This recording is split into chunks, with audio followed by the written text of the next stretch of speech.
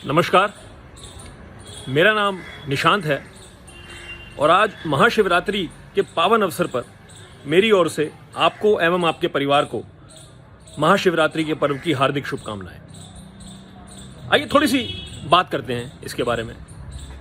थोड़ा सा आपको बोर करूंगा, थोड़ा सा इससे आगे जाएंगे कि वो कहते हैं ना कि महाशिवरात्रि पर्व की हार्दिक शुभकामनाएं, भगवान आपकी सारी मनोकामनाएं पूरी करे।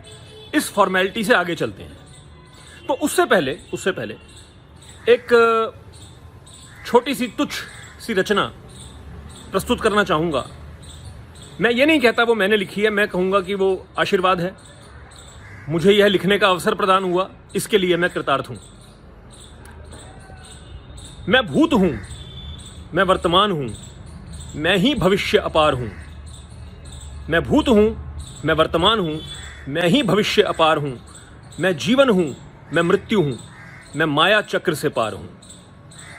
मैं सौम्य हूं, मैं रुद्र हूं, मैं खिलखिलाहट हूं, हाहाकार हूं। मैं सोना हूं, मैं मिट्टी हूं, मैं भस्म की राख हूं, श्रृंगार हूं। मैं ही वेद, मैं ही उपनिषद, मैं ही गीता का सार हूं। मैं सूर्य का तेज हूं, मैं घोर अंधकार हूं। मैं देव की मधुर वाणी हूं, मैं दानव की हुंकार हूं।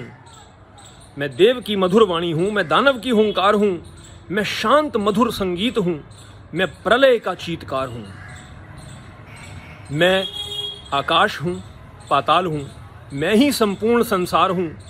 मैं कंकड़ हूं, मैं शंकर हूं, मैं सृष्टि का आधार हूं। मैं ही खेल, मैं ही खिलाड़ी, मैं जीत हूं, मैं हार हूं। मैं महाकाल, मैं नीलकंठ, मैं शिव हूं, ओंकार हूं। हर हर महादेव। अगर आपने गौर किया होगा तो इस पूरी प्रस्तुति में, इस पूरी रचना में एक चीज है जो सामने उभर कर आती है। एक चीज, वो चीज है द्वंद्व। वो चीज है द्वंद्व, जिसे कहते हैं कॉन्ट्राडिक्शंस।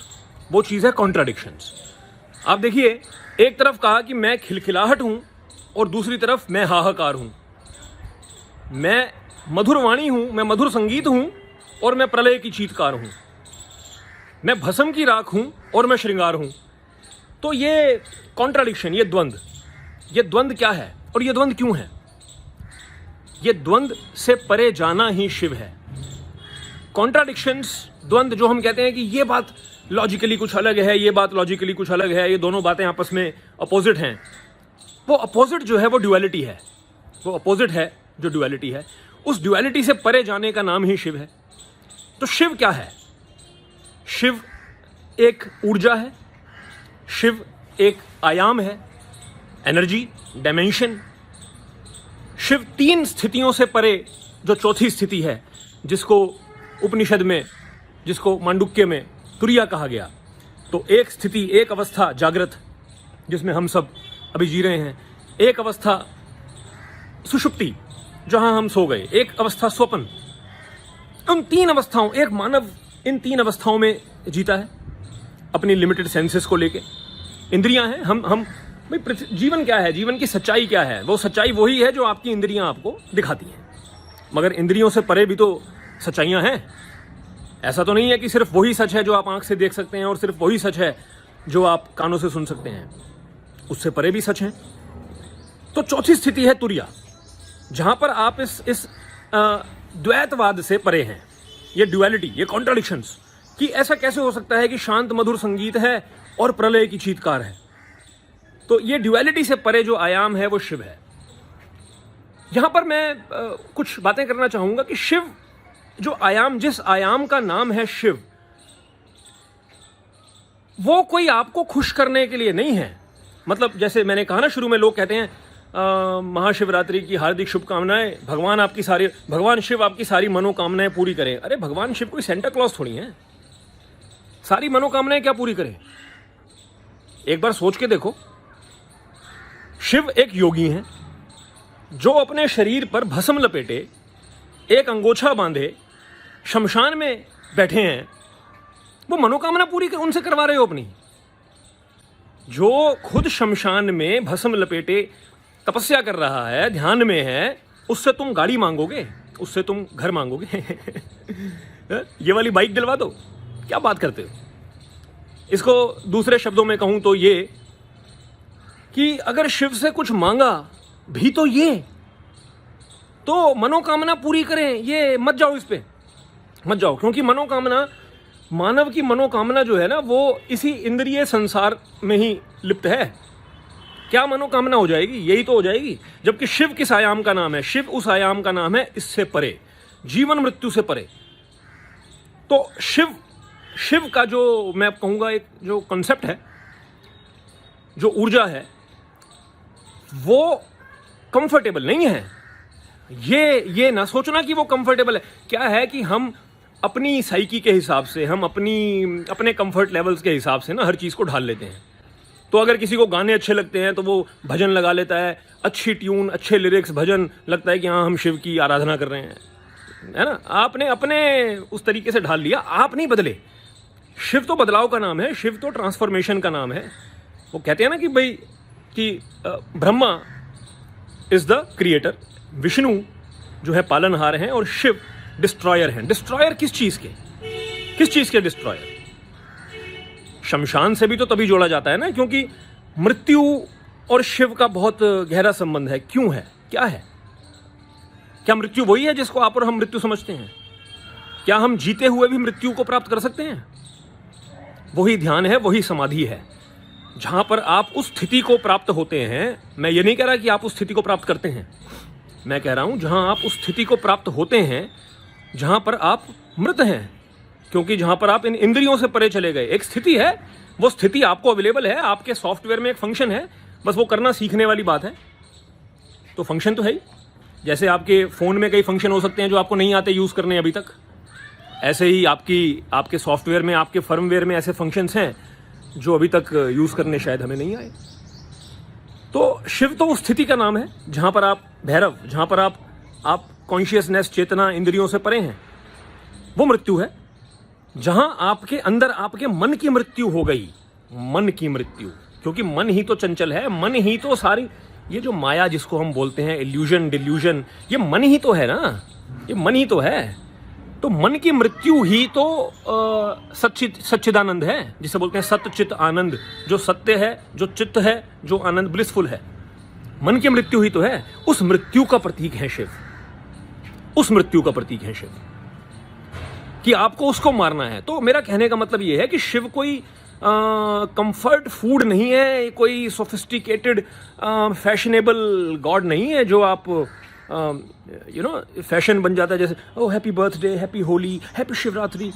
ऐसा नहीं है ये, ऐसा नहीं है। अगर आप सच में इस चीज़ को लेकर कुछ थोड़ा सा भी गंभीर हैं, तो इस महाशिवरात्रि के पर्व पर एक छोटा सा प्लेज लीजिए, एक छोटा सा प्रॉमिस करिए अपने आप से कि थोड़ा सा अंतर्मुखी होंगे। क्योंकि देखिए, जो सारी हमारी इंद्रियां हैं वो बहिर्मुखी हैं, बाहर देखती हैं। तो जो अब क्या है, जहां अटेंशन होगी, जहां ध्यान जाएगा, उसी को तो समझेंगे आप। साइंस इतनी तरक्की क्यों करता है? साइंस ने वेस्टर्न साइंस ने इतनी तरक्की क्यों कर ली? क्योंकि उसने बाहर देखा, उसने हर एक एलिमेंट को उठाया, हर एक चीज को उठाया, हर मटेरियल टेंजिबल चीज को उठाया, उसको डाइसेक्ट किया, उसके एलिमेंट्स देखे, उसके कंपोनेंट्स देखे, और उसके बारे में जाना। तो अगर आप अंतर्मुखी हो जाएंगे, ये जो फोकस है ना, ये जो ध्यान है, फोकस बहुत ही तेज अग्नि है।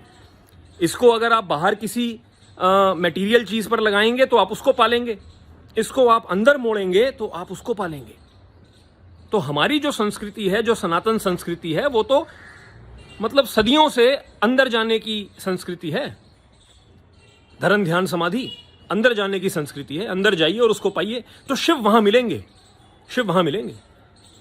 ये खुद को बदलना पड़ेगा। शिव कोई मतलब मैं जैसे बोल रहा था ना कि ये आप उसको ऐसे मत बनाइए कि मुझे बस भजन सुनने हैं और मुझे मंदिर जाना है। वो ठीक है, उसकी एक अपना महत्व है, मगर शिव अंदर मिलेंगे, शिव वहां मिलेंगे जहां मन की मृत्यु होगी।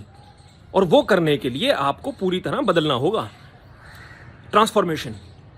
और वो बदलने की शुरुआत तो कहीं से करनी होगी, तो वो शुरुआत आज से करिए। 5 मिनट, 10 मिनट, 15 मिनट, जितना होता है, कुछ देर मौन रहिए, आंखें बंद कीजिए। और मैं ज़्यादा ना वो कॉम्प्लिकेट नहीं करूँगा कि ऐसे ये टेक्निक वो, कोई टेक्निक नहीं, कोई टेक्निक नहीं, कुछ नहीं। जो हो रहा है होने दो, जो मन में आ रहा है आने दो, जो सोच चल रही है चलने दो। बस आपको बैठना है 15 मिनट डिसिप्लिन होके। शुरुआत यहाँ से करिए, वहाँ शिव मिलेंगे।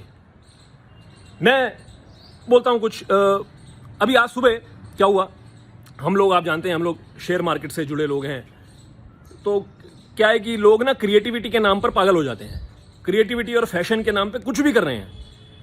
किसी ने एक फ़ोटो भेजी कि वो फ़ोटो में क्या था, एक भगवान नंदी जो बैल का प्रतीक हैं, नंदी की फ़ोटो, और उस पर लिखा है मे the bull market be with you for ever. क्या मजाक है ये, क्या मजाक है ये।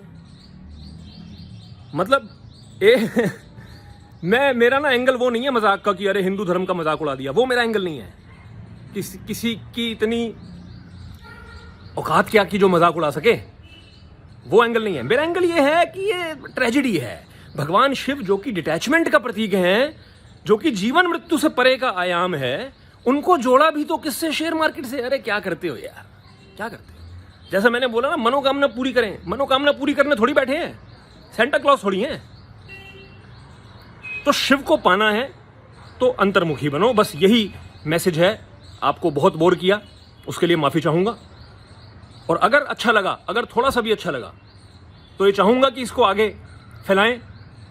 आपके नियर एंड डियर वंस, आपके दोस्त, आपके रिश्तेदार, अगर आप चाहते हैं कि ये मैसेज उन तक पहुंचे तो डू शेयर। Thank you.